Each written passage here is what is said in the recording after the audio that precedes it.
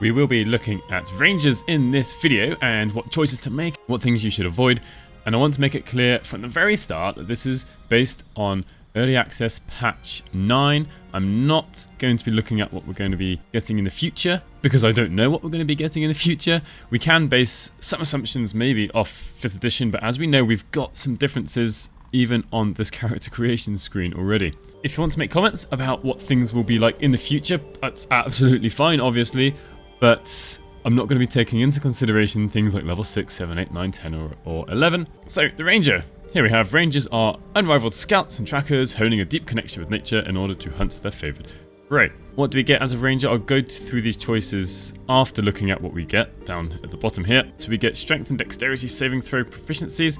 What else do we get as a Ranger? We get proficiency in light armor, medium armor, shields, simple and martial weapons. So all weapons, most armor and shields, but not heavy armor. We also get to make a choice of a favoured enemy. So we get Bounty Hunter, Keeper of the Veil, Mage Breaker, Ranger Knight, and Sanctified Stalker. I'm going to go through these one by one and what they're good for. All of these, before we start, give you a proficiency in a skill. So Bounty Hunter here, gain proficiency in Investigation. Creatures you hit with Ensnaring Strike, which is one of your spells, either ranged or melee, have disadvantage on their saving throw. This is actually potentially very strong because there is a weapon that when you hit an enemy, forces them to make a saving throw, and if they fail, they will become ensnared. I'll get to that weapon later, but this is actually a very good choice if you plan on using that weapon, I guess, or if you want to use this spell. Keeper of the Veil, you gain proficiency in Arcana, and you can cast Protection from Evil and Good, which grants protection against aberrations, celestials, elementals, fays, fiends, and undead. This is a concentration spell. It's not usually a spell I cast very often, but it is essentially free. It doesn't use a spell slot. You can do it once per long rest. It's okay. Mage Breaker, gain proficiency in Arcana, just like Keeper of the Veil. And the True Strike cantrip, which is absolutely awful. Do not take this. I've made a video about how bad True Strike is, and it is awful. Do not do it, especially once we get to level 5. There's no good reason to pick Mage Breaker, because if you want proficiency in Arcana, just take Keeper of the Veil and get a spell that you might use, rather than a cantrip that you will never use, or should never use. Ranger Knight gives proficiency in History and armor proficiency with heavy armor. This is another kind of good one. There aren't loads of heavy armors in the game currently, though. We can get a chain shirt from Roa Moonglow, the Zentrum trader inside the Goblin camp. She usually sells chain armor. That's the earliest we can get some decent heavy armor. And we can also make some heavy armor in Grimforge. That's towards the end of the game. You can rush down to Grimforge. I've done it before, but not everyone will necessarily want to do that. And Sanctified Stalker, this time proficiency in Religion, and a Sacred Flame cantrip, which deals 1d8 radiant damage. And when we get to level 5, which I'll talk about later, that will go up to 2d8. Wisdom is your spellcasting ability for this cantrip. This can be okay if you're in a situation where your ranged attack or melee attack just has a low chance to hit for some reason. You've got a high armor class enemy, perhaps for some reason you don't have dark vision. This is a nice alternative. Out of these choices, I would usually go for Sanctified Stalker, Ranger Knight, or Bounty Hunter. There's no real bad choice apart from Mage Breaker. Please avoid Mage Breaker. Don't want anyone to fall into the trap that is True Strike. Then we get Natural Explorer. This first one is probably the best one, which is Beast Tamer, which lets you cast Find Familiar without expending a spell slot. I'll show you the Find Familiar options later. It is just another body on the field. If they die in combat, so what? You recast it and you get them back after combat. The only downside is you can't cast it during combat. That's it. Urban Tracker, you gain proficiency with Sleight of Hand, which is a nice one to have. And then these last three, Wasteland Wanderer, Cold, Fire, and Poison, give you resistance to either Cold, Fire, or Poison. I would completely avoid Cold, because there's very little cold damage in the game, especially compared to Fire and Poison. Fire, enemies throw Alchemist's Fire, sometimes a few enemies have Fire spells, Fire arrows. Poison, there are some enemies that do have attacks with poison on them, and enemies do also use poison. If you want to have resistance, I'd go with Fire or Poison. Urban Tracker, I'd probably avoid. We can probably find someone else with Sleight of Hand proficiency, especially if you're playing with the companions, which most of you are. We've got either Shadowheart, who has proficiency, or Starin, who even has expertise with Sleight of Hand. Beast Tamer is probably the better option, but these two down here are also decent choices. Don't feel put off by not taking Beast Tamer. So that's a look at the class and the choices we can make at level 1, but we haven't finished character creation. We've also got a race to pick. And the thing is with race and rangers, there are very few bad choices for rangers. Looking at the ability scores, you're going to be either using strength or dexterity to attack, Wisdom is the ability score that affects your spellcasting modifier. Not that we have many spells that use the spellcasting modifier, so it's not too important to have a very high wisdom for a ranger. But having some is a good idea. It also helps defend against some of the more annoying control spells. So looking at elf. Elves are good because we get dexterity +2. Which means then we have a high attacking stat. Sadly, these proficiencies here are kind of wasted. We already get proficiency with them, but we get dark vision, and quite importantly for any character, Fate Ancestry. Means we can't be put to sleep, and we have advantage on saving throws against being charmed. If you want to pick a high elf, you also get to pick a cantrip. I would not pick a cantrip that is attacking, because then you will need high intelligence. Maybe you can put on the warped headband of intellect if you want to do that, and then you could use one of the attacking cantrips because that makes your intelligence score 17. But unless you're doing that, you don't actually have many choices, and the reason I wouldn't take an attacking cantrip is your chance to hit with them is going to be very low. Blade Ward doesn't require concentration. It's not the best of cantrips, but there might be sometimes a situation where your attack chance is very, very small. Maybe you're out of range, you can't actually attack. This is a backup sort of action to use. It gives you resistance to bludgeoning, piercing, and slashing damage for the turn you cast it and the next turn, and that's it. But it's concentration free, which is important. We'll get to that when we get to level 2. Friends will help with conversations, but you can probably get someone else to do that. Although not many of the companions have a high charisma, so Friends is a decent choice. Light for any companion, Will, Gale, Lae'zel, who can't see in the Underdark. Light is a nice way to kind of counteract that. Minor Illusion doesn't require concentration. You can change the way that NPCs are facing. And then all the rest are attacking cantrips or one we should avoid. Now the Wood Elf here almost makes like the best ranger, I would say. We get the dexterity. I also forgot to say for the High Elf we do get proficiency with perception. We also get a higher movement speed of 35 feet. Now 5 feet doesn't sound like much, but it all helps. And if you want to be staying at range with a ranger, then this really, really helps you get into higher places. And also you get proficiency in stealth and wisdom +1. All of these are great. Extra proficiency, extra movement speed, and an ability bonus to our spellcasting modifier stat. Tiefling, I'd probably avoid tieflings personally, apart from Zariel tieflings, if you want to be building a strength-based bard, a strength-based ranger. We also get extra spells as tieflings. Drow can be good. We get dexterity +2. Superior dark vision, which is nice, and we get to cast some spells. However, the spells are based off our charisma modifier, so unless you put your charisma higher, you're not going to get a great use out of the spells necessarily. Human, this is good because having a high strength is always good. You want a high dexterity, you want a high constitution, you will be concentrating on some spells. You want a high wisdom, we don't use intelligence or charisma as much, but you get a good stat spread there. Githyanki, we get strength +2 if you're building a strength-based ranger, and at level 3 you get jump, a great, amazing spell, which is available to the ranger, which then means you could probably memorize a different spell instead. And at level 5, you get Misty Step. That could be very important. Dwarves, we get extra constitution, which is always going to be good. Advantage against saving throws against poison and resistance to poison damage. We get dark vision. These proficiencies here, not so good because we already have them. But as a gold dwarf in particular, we get wisdom +1. And we don't have a higher strength or dexterity here, which means whatever stat you're using for attacking isn't going to be a 16 at the beginning. Here we get strength and constitution. All these proficiencies are kind of wasted, but not many races get a total of +4 bonus to their ability scores. Half elf can work very well as well. If I had to choose which stats here, I'd probably go with dexterity and constitution, or strength and constitution, depending on whether you're building a strength or dexterity based ranger. And then the same things go for what I said for the high elf and wood elf. Also it could be drow half elf if you want. Halfling, we get dexterity for either halfling and dexterity and constitution here. For the strong heart halfling, the important part here is the dexterity, really. Gnomes don't come off so well. We get dexterity +1 here, so that is actually usable, as is the deep gnome. Intelligence +2 is kind of wasted on a ranger, but gnomes have the massive advantage on intelligence, wisdom, and charisma saving throws, which we don't have proficiency in. So if you take a gnome, you will have your proficiency modifier added to strength and dexterity saving throws, and then advantage on intelligence, wisdom, and charisma saving throws. So it's actually not that bad. And you could even have advantage on stealth checks, as well as getting proficiency in stealth checks and probably high dexterity. So I'm going to show off what a wood elf can do with ability scores. So in terms of like min-maxing and just how your character does in combat, you can get rid of intelligence and charisma. Not get rid of, but make them as low as possible. You don't have to do that, but that leaves you with more ability points for the other stats. Let's actually start with this.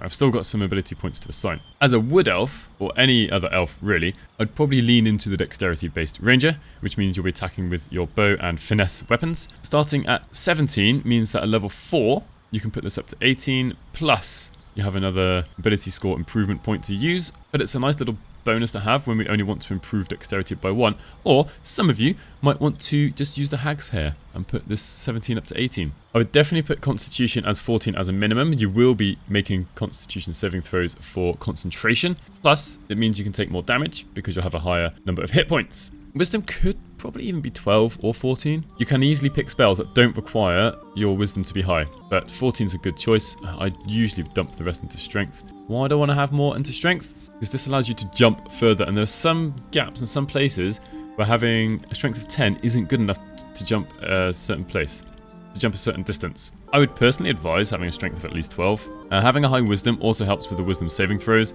I'd say this stat spread is probably the best. This 14 also allows you to start thinking about using non-finesse weapons in melee. It's not great because you really want this to be as high as possible, but it's a viable alternative. As for skills, this is always up to personal preference, but rangers have access to a lot of skills, especially if you're going to pick an elf, because in our class choices, we get some options that can give us proficiency in different skills.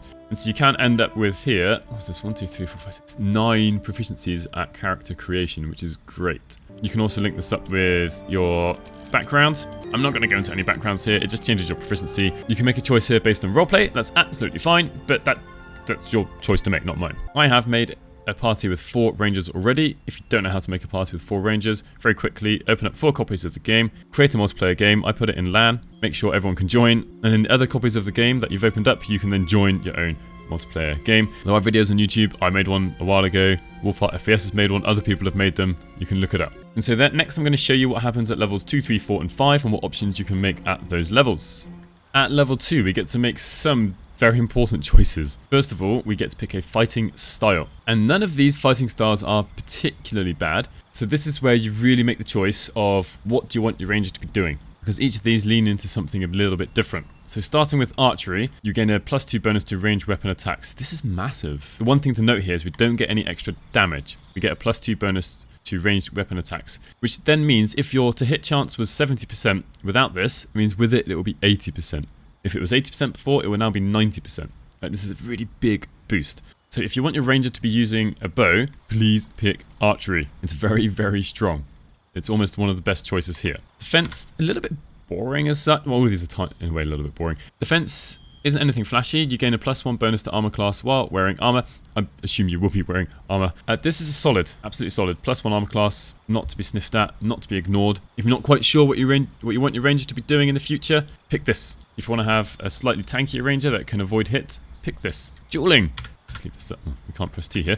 Dueling. When you are wielding a melee weapon in one hand and no weapon in the other hand, you can wear a shield. So if you want to be using sword and shield, or a one-handed weapon and a shield, you gain a +2 bonus to damage rolls. Not attack rolls, but damage rolls with that weapon. And this is, again, is solid. +2 damage, just flat +2 damage. That is great. And when you get to level 5, you can make an extra attack. That means that +2 damage can happen twice in a turn. And 2-weapon fighting, well, I can press T here though.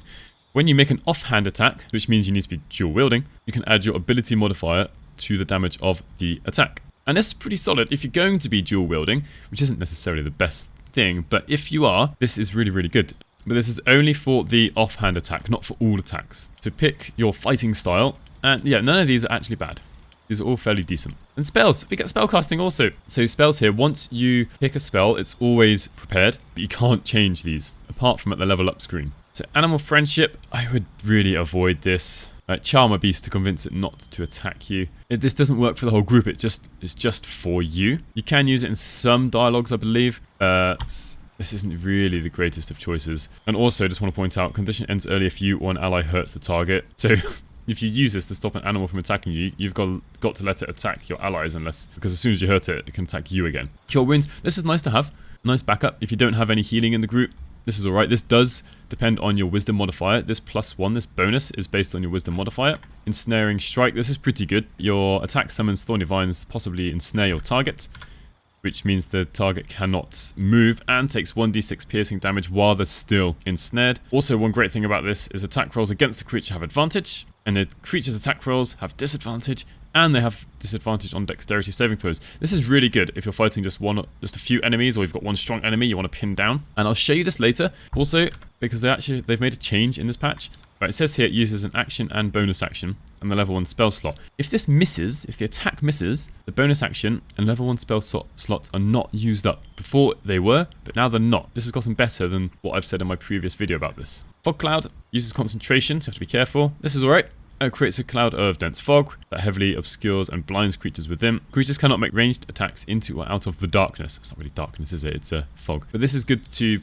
have some battlefield control, to hide inside. The only real downside is that it uses concentration. Goodberry, this is good for healing outside of combat. Cure wounds maybe inside combat if you're desperate. But Goodberry, yeah, doesn't depend on your wisdom. You create 4 berries, each which regain 1d4 hit points. There's no bonus there. Hail of Thorns, so this is kind of the only area of effect damage that we get. The Thorns basically deal slashing damage to the target, which is just your normal attack roll, and deals an additional 1d10 piercing damage to the target and surrounding creatures, including allies, so you've got to be careful. If you miss the target, the Thorns still explode, so getting the creatures to the side, and on a save, targets still take half damage from the explosion. While an area of effect sounds good and great, this 1d10 is kind of not that great, and if they make their saving throw, which is dexterity saving throw, they only take half of that. And I've used this several times, and half the time I feel like the damage to the nearby creatures is like somewhere between 1 and 5. I don't personally think this is really worth a level 1 spell slot. It's also used as a bonus action. It's nice when it comes up, a chance to use it, it's okay, but yeah, I'm personally not all that impressed by the damage. But if you want some area of effect, it's nice and thematic. It's actually unique to rangers. No other class can get this. It's not the worst spell to take, but don't expect it to be doing loads and loads of damage to lots and lots of enemies, because the area of effect is actually quite small. Hunter's Mark, this is probably kind of the bread and butter of the ranger and where it gets its damage from. So mark a creature as your quarry to deal an additional 1d6 slashing damage whenever you hit with a weapon attack. If the target dies before the spell ends, you can mark a new target without expending a spell slot. You have it until the end of the long rest, or you lose concentration. This is why you don't want to pick too many concentration spells for rangers, because they're probably going to be using it for Hunter's Mark. And when we get to level 5, you make 2 attacks. Each of them has an additional 1d6 damage. If you get a critical hit, this is 2d6 damage.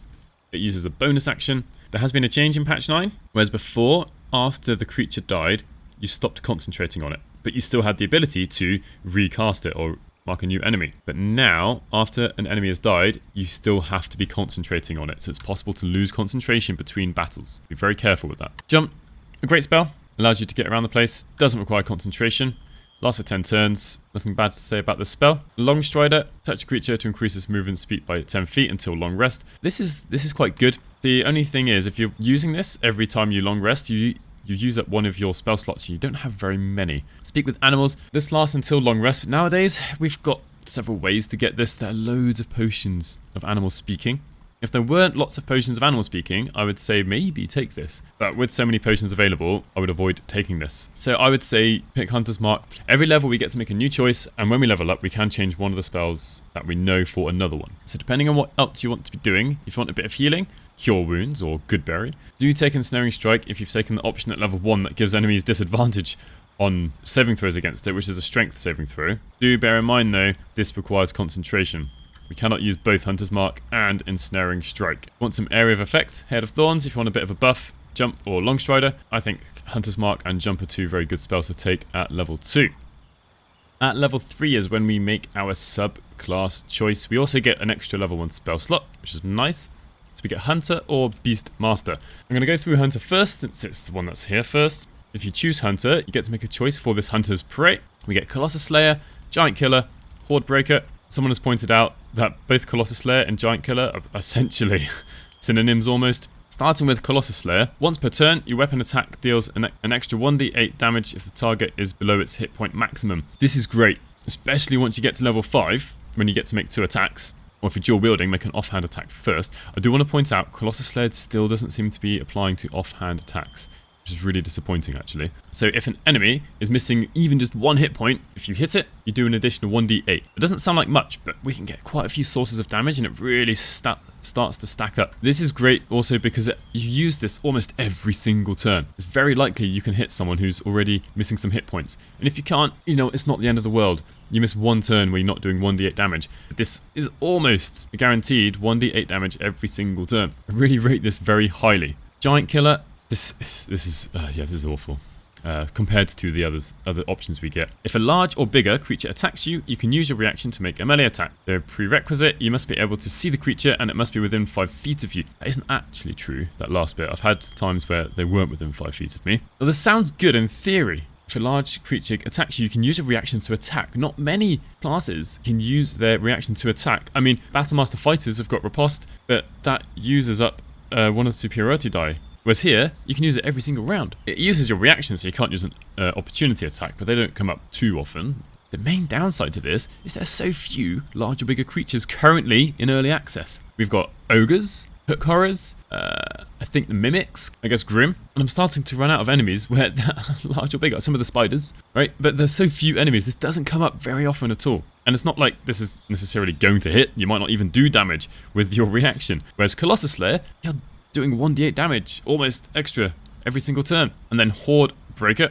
Target 2 creatures standing close to each other, attacking them in quick succession. This, again, sounds... Oh, we get the... sorry if I put this here. We get these 2 actions. So Horde Breaker, melee or range, you have to pick one or the other. Target 2 creatures standing close to each other, attack the first creature, and open up the second for a follow-up strike. The explode radius, basically the enemies have to be within 7 feet. This is the main downside. There's so many times where enemies, I feel like I've played through a 4-ranger playthrough within 24 hours. This came up sometimes, but I could not use this every single turn at all. I'd be lucky to use it once per combat, or maybe I'll be lucky to use it twice per combat. I could probably get use out of it maybe once per combat. It's kind of really good in the goblin camp where there are lots of goblins and they're all close together. But other times it's quite hard to find the opportunity to use this. When you can use it, it's absolutely great, but the opportunities to use it aren't so good. Right here between these 3, personally, I would rate Colossus Slayer as being the best, then Horde Breaker, and then Giant Killer being way further below. It's not that Horde Breaker is a lot worse than Colossus Slayer, it's just the opportunities we get to use it aren't as high as Colossus Slayer, which is utilized pretty much every single round, which is what makes it, I think, the strongest of these 3 choices. And then we get Beastmaster. So Beastmaster.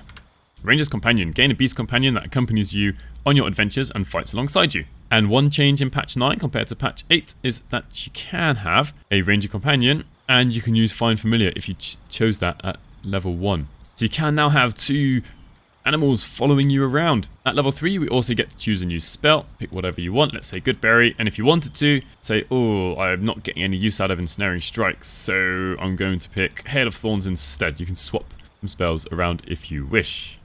So here I'm going to show off the Find Familiar options. So we've got the Spider. So the Spider has 6 hit points, which compared to all the others is a lot. Now what can the Spider do? It's got a few things. First of all, it's got the Arachnid Jump, which actually can jump really far, 60 feet. No other of the companions here can actually jump 60 feet, although one can fly. All the companions now have a Dismiss Summon, which they do themselves. You don't have to do that as on your character. And then also, what differentiates these companions also is their attacks are all different. So we do 2 to 5 damage, do 1 piercing damage, and if the enemy fails a Constitution saving throw, which thing is, right? Lots of enemies have a good Constitution saving throw. Do an extra 1d4 poison damage. This is alright. It's not really the best. Most of the other companions actually apply some sort of debuff. This one just does a bit more damage. But the nice thing about this is it does have 6 hit points. Doesn't sound like a lot. But when I show you the next one, the Raven, 1 hit point. If it gets hurt, it dies. However, the Raven has 2 attack options and it can fly. But this fly uses movement speed, not a bonus action. It can do a beak attack, which does 3 damage. I mean, none of the familiars do loads of damage, right? But the thing is here, right, this does 3 damage. The Spider, this poison damage is dependent on a failed Constitution saving throw. But your average is probably going to be less than 3 with the Spider. This isn't what we picked the Raven for, though. It's for this, Rend Vision. You hit an enemy, does 1 damage. We're not taking this for 1 damage. Although, if you're Colossus Slayer, you can maybe hit here first. It does 1 damage. Not at maximum hit points, but that's not even what we take it for. If this attack hits, it blinds the enemy. There's no saving throw, it is automatically blinded. which means that it has disadvantage on attack rolls, and attack rolls against them have advantage, and range of attacks and spells reduced to 15 feet. This is a strong debuff to have, which you can try and apply every turn, but it only lasts one turn. It only lasts until that enemy's turn. Let me just attack. The thing you have to be careful of is you make sure you click on the rend action. You just click here, it's just a big attack, which is 3 damage. Keep on trying. And so now, there was no saving throw against this. This ranger is blinded. So if I switch to a melee weapon, you can see disadvantage blinded at the top there, 42% chance to a hit. Right, then we have the rat. Also 1 hit point. All the armor classes are very low. The ravens was 12, the spider was 9, the rat here is 10. They've just really got one thing. Infectious bite. Bite a creature and infect it, which means it has disadvantage on constitution saving throws. Very good if you've got a spellcaster in the party who's using spells that affect constitution, and reduces the constitution by 1.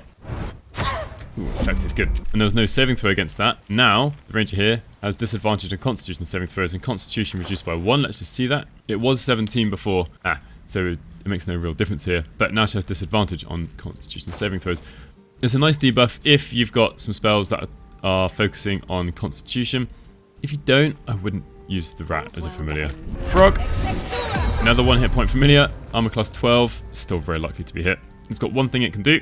Touch a creature and possibly impose disadvantage on dexterity saving throws. So this is different to the rat, right? We need a pass a constitution saving throw to not be affected by this. It does 1 damage. One nice thing though, it has a jump a bit like the spider, but it does use 10 feet of movement speed. Whereas the spider was, well, just a bonus action. Now, since she's still infected by the rat, this can't happen in combat because you can't summon different familiars in combat. But now she has disadvantage on dexterity saving throws. The DC for this is 13. The tooltips aren't actually correct. If I go to the frog, it says the constitution saving throw is 5.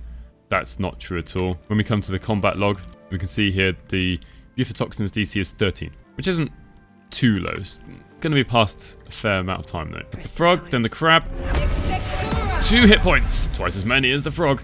Armor class of 11, still going to die to pretty much just 1 hit. So it can jump, like all the other familiars. Didn't know crabs could jump, but there we are. And it has pinch, crippling pinch. So it does 2 to 5 damage, so 1d4 plus 1. Attacks a creature's feet and can be pinched. What does that mean? It takes 2 damage at the beginning of each turn, and movement speed is reduced by 10 feet. That's what you want to use pinch for, really. It lasts for 2 turns. Let's have a go. So here we are. Her movement speed is now 15 feet because she started at 25, being a dwarf, and takes 2 piercing damage at the beginning of each turn. A bit like bleeding. This could stack with bleeding. So as I'm walking around, she'll eventually take, there we are, 2 damage.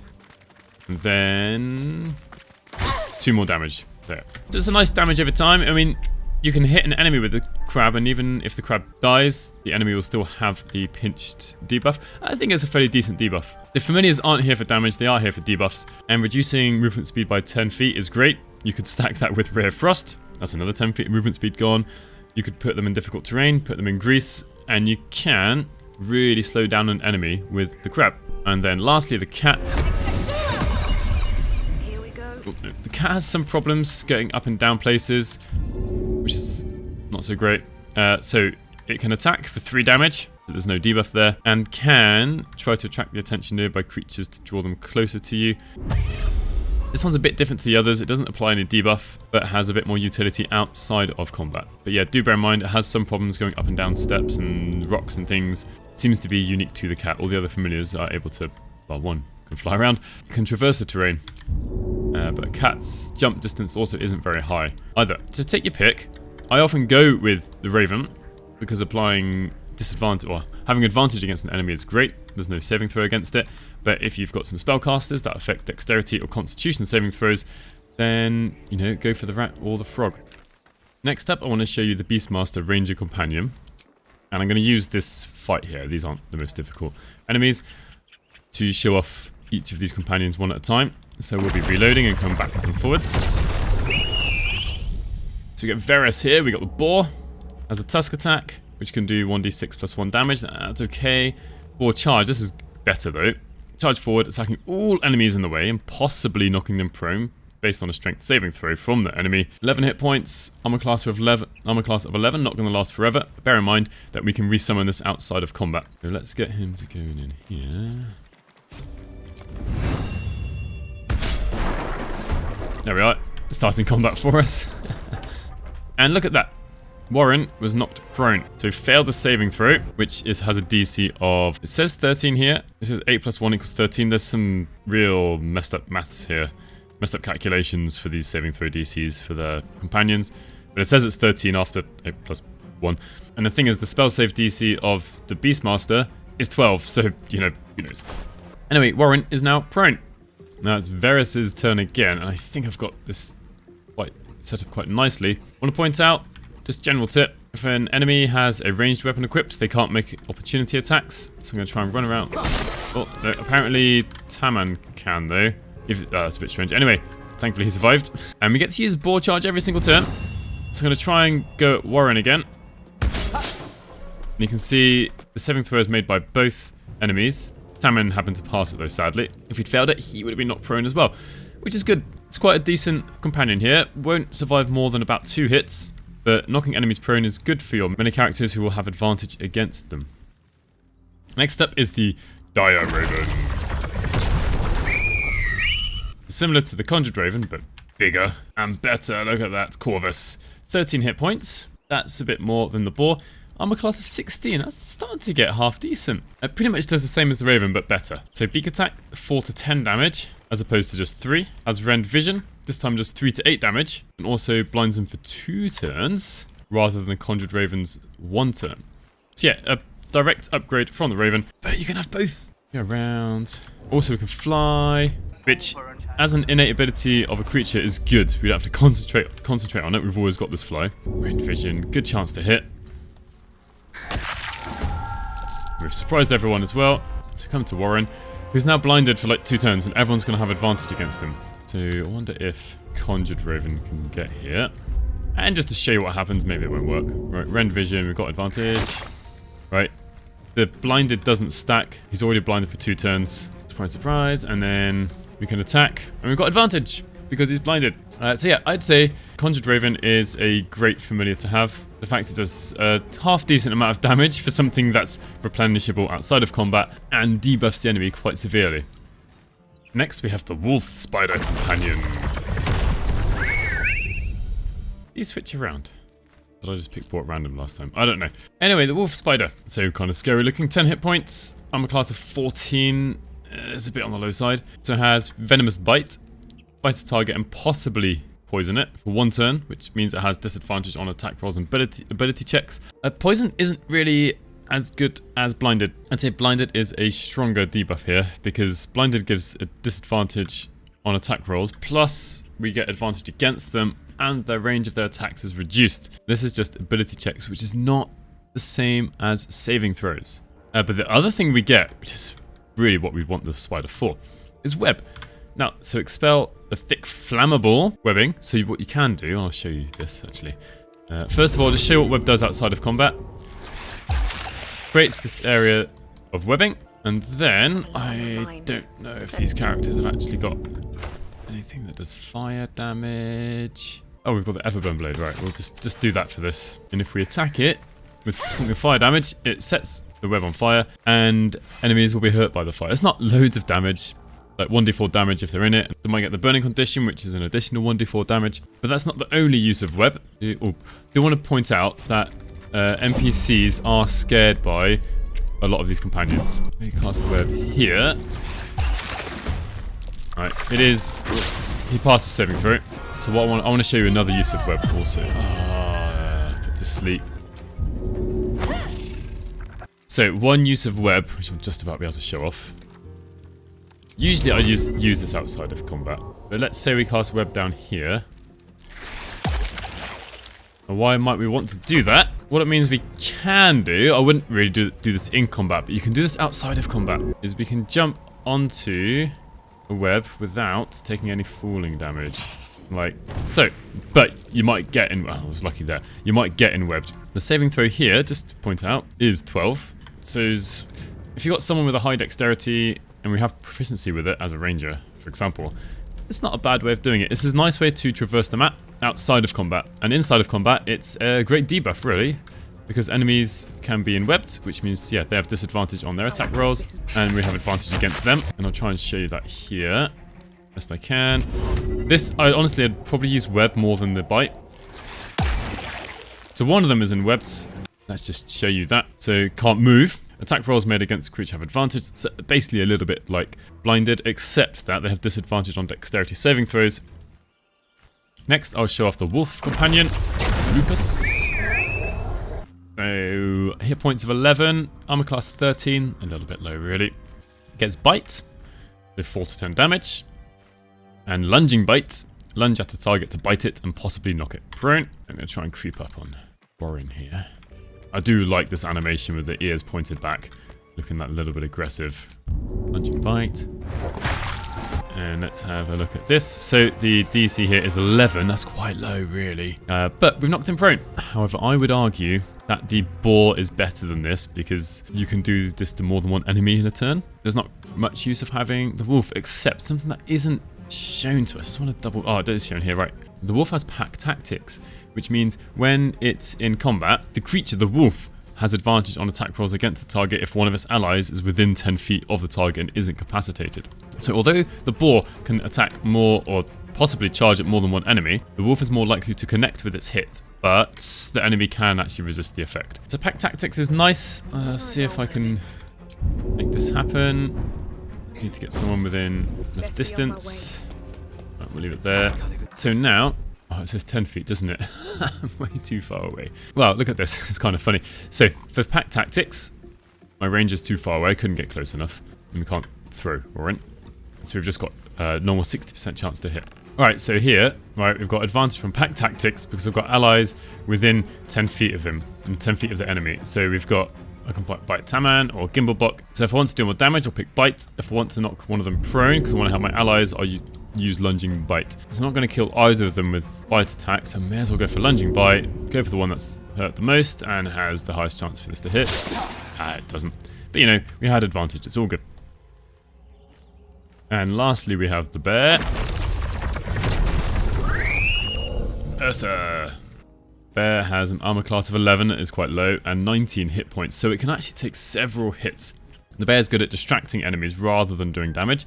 Its claws do 3 to 10, 1d8 plus 2 damage. It's about right compared to all the other companions. And then it has goading roar at enemies and to goad them into attacking you. So we should probably start a combat. Okay, so it's the bear's turn. Goading roar. The range is 30 feet. Not the highest, but not too low. So I'm going to put the bear here and hope. Yeah, these two are within range. I'm going to actually try and get Gimblebok down there. Gimblebok, being a gnome, will have advantage against this because the enemies have to make a wisdom saving throw to resist this. So let's go for it. One of them failed and goaded. Must attack the goading creature if possible. So I'm going to move him over to there. Never mind. Right.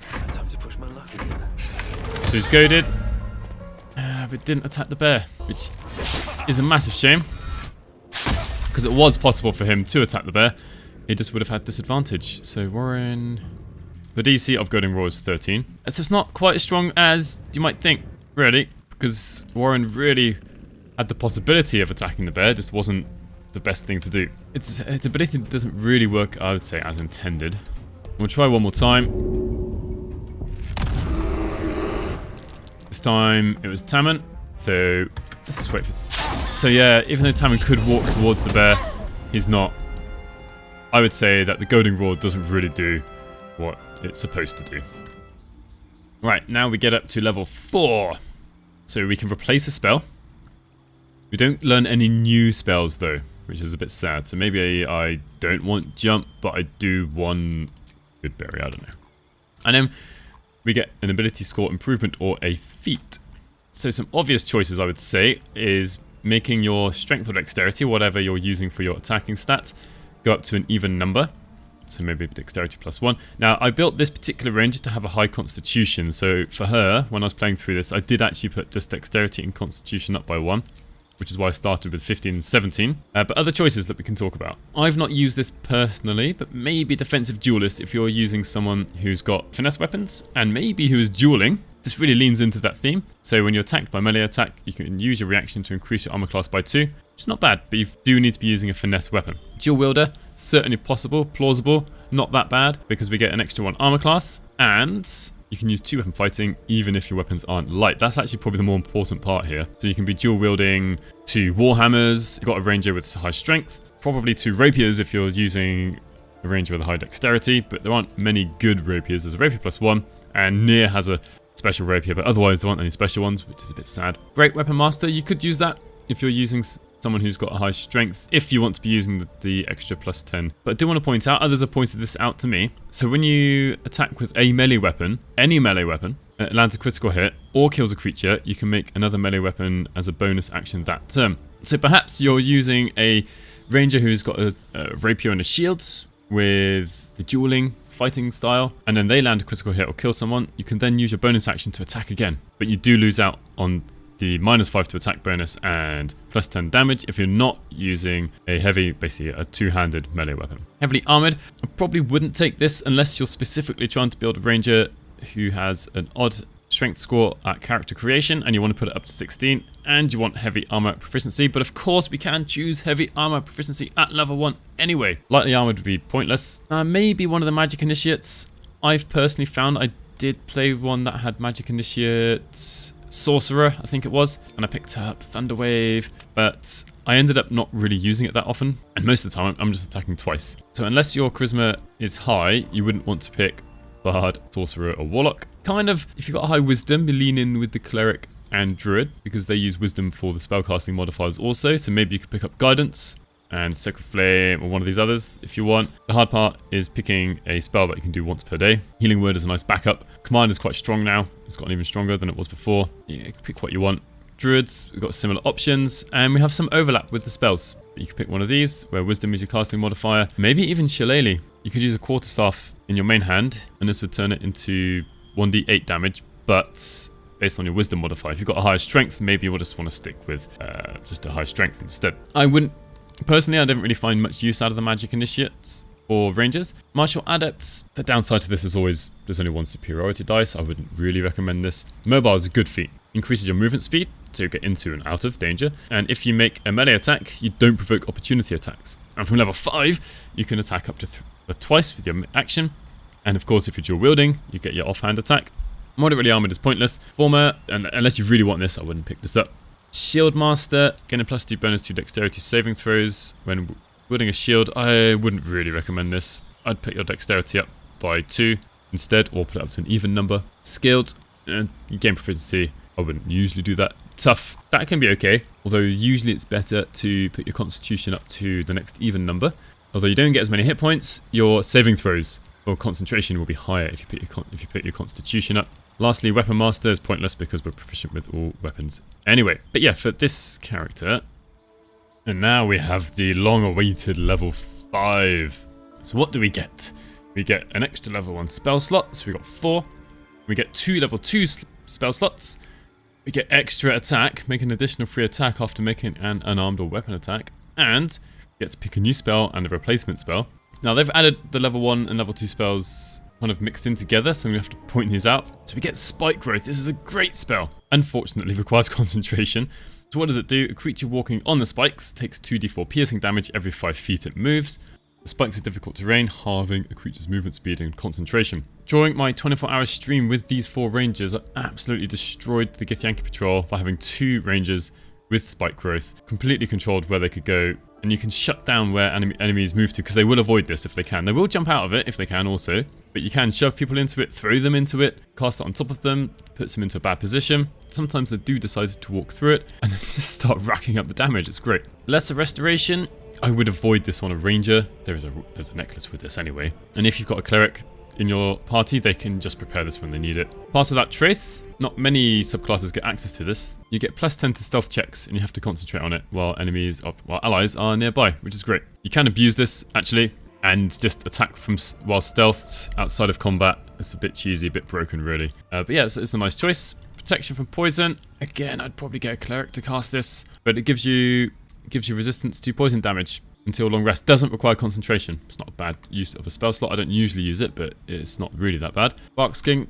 This is really quite awful, really. Touch a willing creature to toughen its skin and increase its armor class up to 16, which by itself doesn't sound bad, but the really big downside is it requires concentration. So you can't be concentrating on Hunter's Mark, which would be usual. Get Dark Vision. Similar to protection from poison in that it doesn't require concentration, but we've got to remember, we've got a very low number of spells that we can actually use and remember and prepare. So, you know, if I'm going to pick Dark Vision, that means I'm missing out on potentially Spike Growth, to be careful. But anyway, this gives Dark Vision to a creature. Dark Vision lasts up to 40 feet, doesn't require concentration. I'd probably find other ways around that by using light spells. And Silence. So creatures within it are silenced, which means they can't cast, actually, and are immune to thunder damage. This isn't really that great. Enemies will just walk out of the silenced aura. Sometimes enemies cast it on me, I do the same thing. I'd say silence doesn't really affect that much. It helps maybe move enemies around, but otherwise, yeah, I don't really recommend this very much. Of the level 2 spells, Spike Growth and Pass Without Trace would probably be my number 1 picks. Protection from Poison, maybe. Got to consider that we only have 2 level 2 spell slots, and we can get lots of these spells from other classes. Spike Growth comes from Druids also, but there's no Druid companion, which is why Spike Growth is probably number 1 for me. And we can replace a spell if we want to. I'm not going to do that though. So I just showed you the level up screen for Colossus Slayer. Well, Hunter, Ranger, really. Beastmasters get Companion's Bond. Bond between you and your companion grows stronger. Your proficiency bonus is added to its armor class, and our proficiency bonus goes up to 3 at level 5, and its damage rolls. What isn't said here is we actually get new forms and new abilities also from these companions. And I want to point out this is the ranger that had the high constitution, and her hit points are now 59. So that's, well, I had the spider out already. There's now Aranea Major. Let's check this out. So she now has 24 hit points and an armor class of 18. Actually getting quite tanky in a way. It's almost the same as like a level 3 character, the amount of hit points and armor class. So Venomous Bite will do 1d8 plus 4 plus 3. It doesn't actually mention that there. She's still got web. And then, this is completely broken really. Entomb. Trap an enemy in your web to entomb it. What's this? Trapped in a spider's web, can't move or take actions or bonus actions or reactions. And they have to make a dexterity saving throw, but if they fail, that's it. They're stuck. The condition ends upon taking damage. So what you can do, I'll see if I can do it with the Minotaur since they're the nearest enemy to me here, is you get your spider, don't use it to attack, get it to entomb an enemy, or try to do that every turn, and then you can ignore that enemy until the end of the fight. And I use this to great effect. It's just so overpowered. Because against, let's say, the Githyanki Patrol, if this works, and you can find ways of giving enemies disadvantage on dexterity saving throws using your familiars, if this works, when this works, it's amazing. And some enemies have a relatively low dexterity saving throw. I found out the Dwergar actually aren't that great at dexterity saving throws. Myconids, whether you like them or not, are relatively easy to entomb. So yeah, this is really, really strong. So I'm down by the Minotaur. Let's have a look at its dexterity 10. I mean 11, it's got plus 0 to its dexterity saving throws. So what I'm going to do, I enweb it. We can jump onto the webbing. I was immune because I accidentally chose the one who's got the spider step boots, but didn't take any full damage. And on the next turn, I'll get it to jump down there. Oh, landed prone because it didn't land on the webbing. Right, we'll just watch this happen. So the web and entomb both take an action. It says the target's too far. Oh, target is too far. So what I'm going to do, try that instead. Right, this is good. Spider gets a turn now. 80% chance to entomb. These work. There it is. So this Minotaur here is out of the combat. Essentially, as long as I don't touch him, hurt him, I've only got to worry about this Minotaur. I'm going to stay on the webs to try and make this Minotaur come across. That's why it's jumping, so it doesn't actually go onto. Oh, while we're here, sorry, I forgot about the Minotaurs earlier. One of the few times we can use Giant Killer. Isn't this lucky I chose this dude again? So we get the reaction, and I get to make a melee attack. And I hit. And that, see that there? That Minotaur missed its turn. Also, since I'm here, this is the Elithid Power, Force Tunnel. Charge forward, pushing all objects and creatures in your path 13 feet away from you. Doesn't provoke opportunity attacks. Doesn't do any damage, but it does automatically knock people back, knock things back. So I'm gonna send him this way, so he potentially knocks this Minotaur back. So we can see that doesn't knock them prone or anything. It's good for getting into and out of situations, and if you've got enemies near some high place, you knock them over. Right, it's actually quite good. It's not going to be used for every combat, but it does have its uses. Back to the spider. We'll try and entomb this Minotaur. There we are. Right. So now I can set everything up how I want to. As long as I don't hurt them, they will stay entombed. So that everyone else is going to come along. It's going to make sure everyone's safe. No one's going to be hurt. Just put a bit more webbing down, perhaps. In webbed now as well as entombed. So then, you've got all the time in the world to set everything up how you want. And then we can attack. Now, something that isn't told to us, but I think I've worked out from playing through this enough now. Let's just use Lacerate. Alright, I missed. I missed. And if you miss, they don't come out of being entombed. Let's try again. So, 4 damage. What's going on? It seems like while the enemies are entombed, they are resistant to pretty much all damage. The first attack here isn't going to do much damage. Now, they're not entombed. You might be like, oh, we've got a problem now. But what you do is you get the spider to go last. So now she's not concentrating on anything. Let's set up Hunter's Mark. And let's try and attack twice. And you can see here the Minotaur isn't resistant now to any damage. Critical hit, nice. Like I said, we'll leave the spider till last. This dude's got Horde Breaker. This is one of the combats we can't use it, so it's going to attack. Well, I should have set up Hunter's Mark. Oh well, attack. He's got dual wield. Ah, he's missed. And we'll get the frog to use Bufatoxin, or attempt to.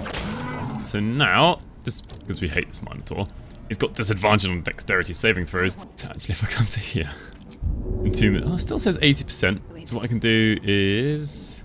she might actually kill the Minotaur. Attack, so she's got Colossus Slayer. So we had Hunter's Mark damage is 3 there, Colossus Slayer is 4. This next attack won't have Colossus Slayer. Does have Hunter's Mark. Now, she hasn't killed it. So what we're going to do is entomb it again. It's got Bane now because she's got gloves. This is almost sensible. Right. Just want to double check.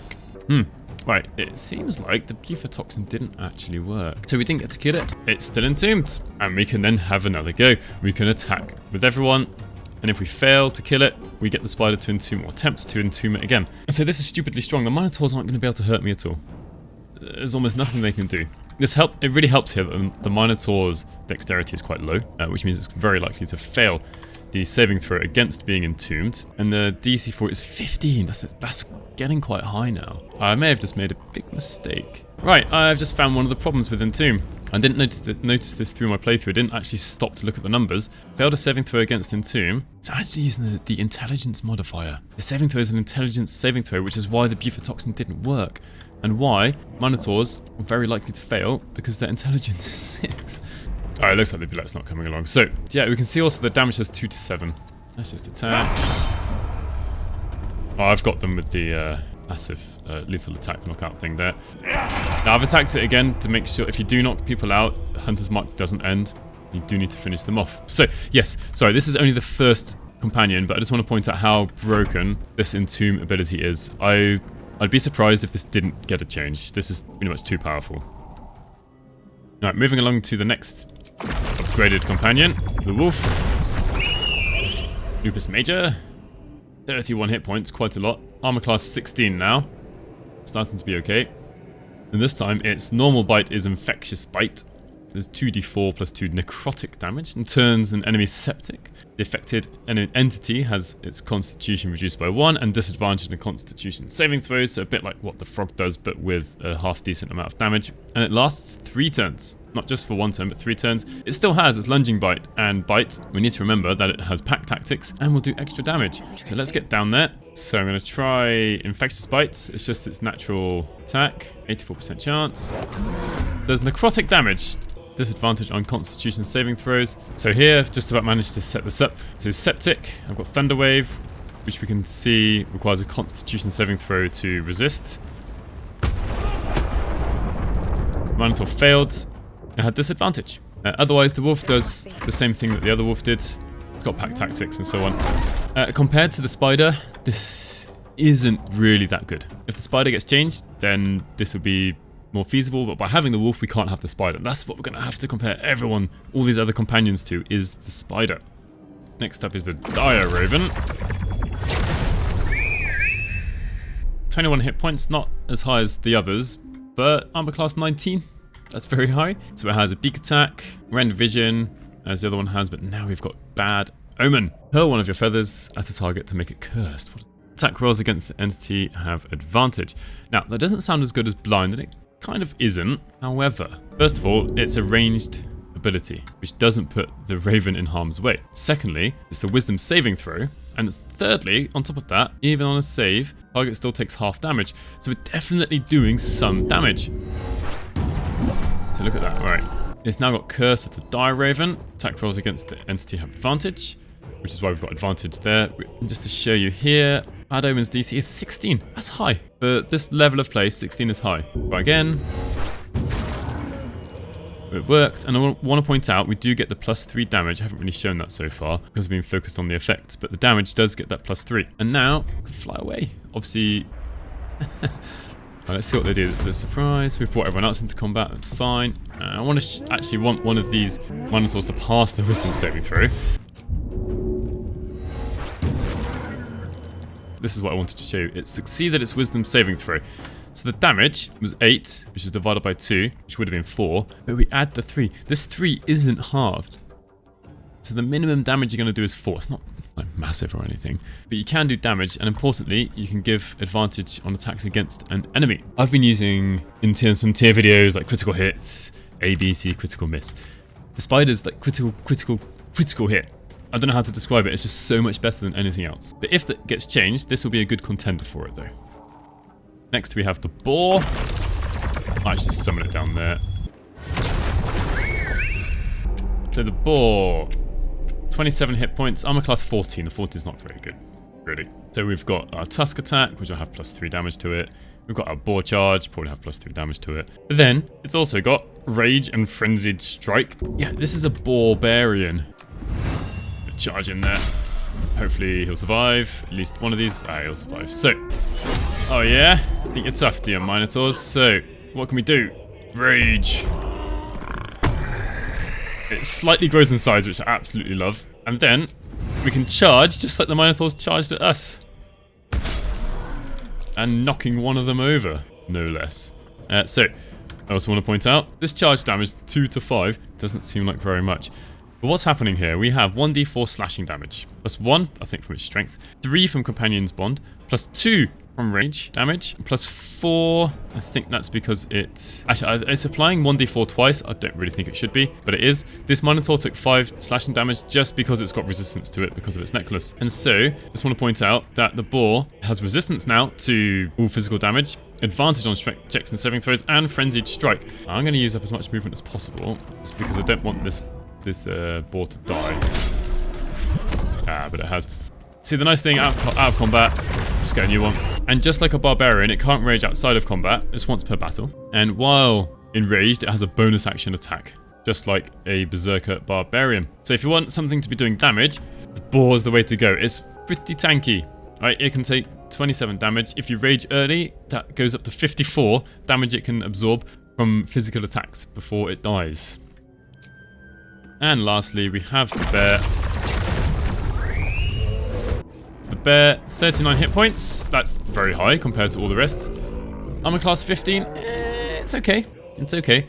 It's got claw damage. It's got goading roar again.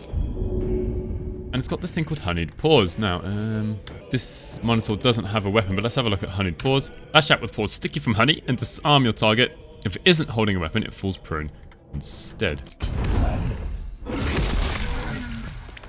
It doesn't actually seem to be working. I found this in my Ranger playthrough. It doesn't seem to disarm anyone. Minotaur didn't fall prone. There's no saving throw against it that's mentioned. Right? It's just supposed to work. So now we'll try and use honeyed paws here. There we are. We hit it and it's not disarmed. The bear just isn't working. The honeyed paws isn't working. If it was, this would be great because some enemies, if they're disarmed, are so much weaker. Like, think about the Githyanki Patrol. Sarth Breather with her great sword. She doesn't have it. She's, you know, completely disarmed, nothing to worry about. So, I mean, the bear's good at soaking up damage because it's got lots of hit points. We can use the boar for that while it's raging. So sadly, it seems like bear's at the bottom because this honeyed paws action ability doesn't work. And the spider is way at the top because entombed is well overpowered. With the other three kind of in the middle, like decent choices to make.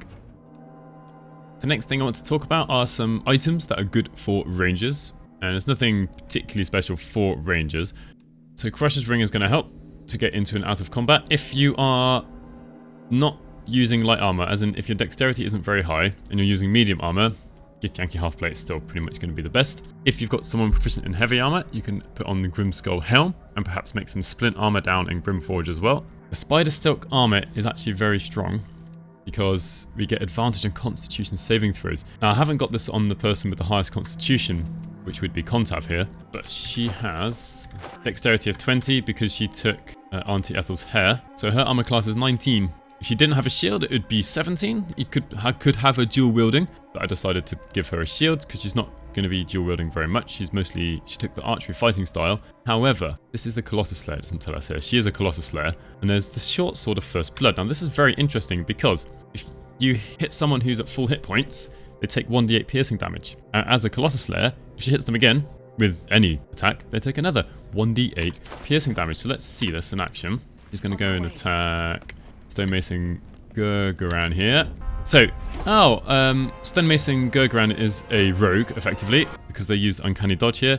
So there's an extra 1d8 damage here, and now she gets an extra 1d8 from Colossus Slayer. Now she's actually an archer. I also want to show you. She's got a high armor class, they're now reeling, which if you didn't know, means they have a -1 penalty to attack rolls. She's got Jolt Shooter, a great weapon for someone who's got archery. Her attack bonus, because of her high dexterity and the archery fighting style, is +10 to 90% chance to hit. 95% chance to hit. What are their armor classes though? Quite low, like 12 and 13. But let's say I use it here. So we do damage from the bow and from the Colossus Slayer, and from now on, after we've got some lightning charges, we've got +1 to hit now, and +1 at lightning damage. Ooh, critical miss, that's sad. I'm not going to get someone to do, just to show you what can be done.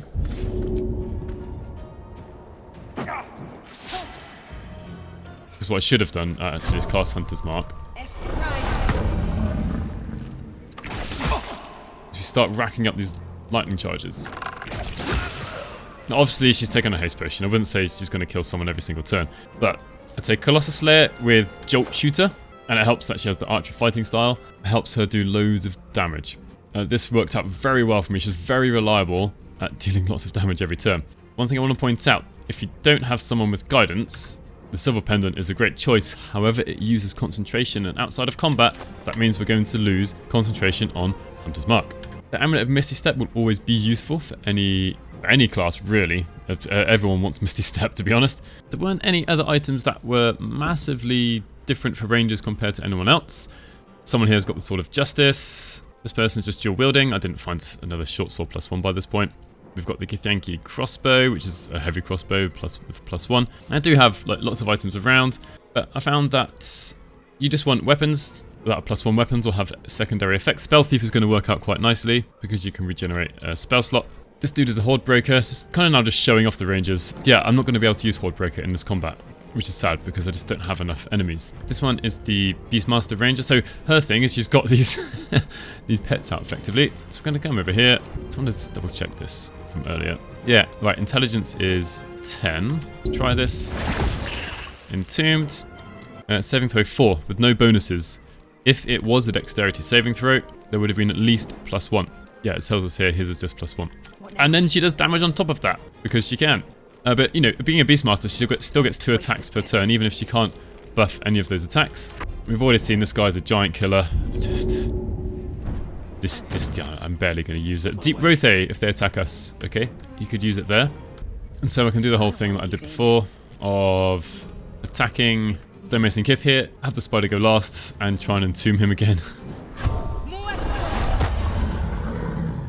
Now, because she does more damage with someone who's been injured, if you can, get someone else to attack first. So I'm going to get my Beastmaster to try and attack. So the reason for that is that one, you do more damage afterwards, and now because we're hasted, absolutely destroy him. No problem. And I would say, since we have lots of attack rolls, having the Gloves of Power is actually really useful, because you can inflict Bane on multiple enemies in a turn if you hit multiple enemies. Something you can do is actually use the spider to herd people around. As I walk away, they'll kind of chase after it, group them up together. Now you can abuse this completely. You know, someone with Fireball, boom.